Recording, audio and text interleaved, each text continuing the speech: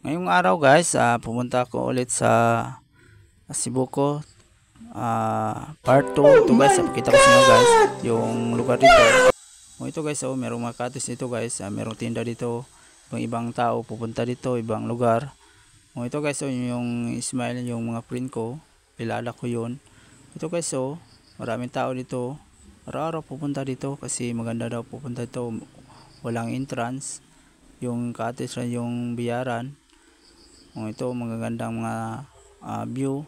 Ito mga tao dito guys, ibang-ibang lugar na pupunta dito, dumalaw. Ito guys, mayroong mga ito guys, falls, mataas ito guys, super malamig ito guys. Maganda dito sa personal guys. Araw-araw dito umuulan, hindi maganda ang tubig kasi yung panahon dito madaling umuulan kasi maraming puno. Pero maganda dito sa personal guys puntahan kasi yung lugar matahimik, merong mga enjoy. Ito guys, magkasama ko yan. Ito guys, mga babae. Ito guys, lugar dito maganda dito sa personal guys. Maraming puno, hindi ito mainit. Dito lang guys, gusto sa inyo, punta kayo dito sa Buko, Tapilisan, Zamboanga del Norte. Ito ang lugar. Ito guys, yung mga tao galing ito sa ibang lugar. Tapos guys, yung mga kasama ko, ngayon punta kami, dumalaw kasi daw maganda dito puntahan. Punta kami ngayon guys, ang kasama ko sila, yung mga kaibigan ko. Ito guys, maraming puno, maganda dito sa personal. Punta lang kayo guys, saan kayong lugar, punta lang kayo, visit lang kayo dito. Cebu Falls, Tampilisan, Zamboanga del Norte. Ito guys, maganda ito guys. Mataas ito yung falls, mababa na tubig.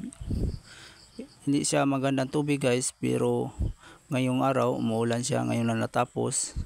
Ito ang resulta guys. Mga tao ito guys na inom ng alak, happy kasi gusto nila makita yung lugar. Maganda pala dito guys.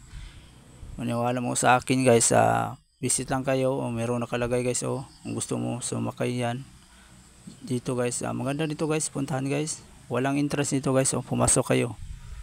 Ito yung pwede kayong magdala ano yung idala dito.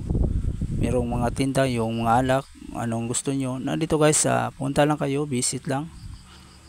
Maganda dito guys, araw-araw dito mga tao pupunta. Walang bayad, walang entrance. Yung cottage merong bayad, 150 ang entrance sa cottage. Ito guys, maganda ito guys. Visit lang kayo guys kung gusto lang sa inyo.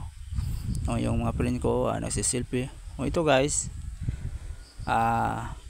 maganda ito sa personal guys. Galing ko dito, first time ko pupunta dito.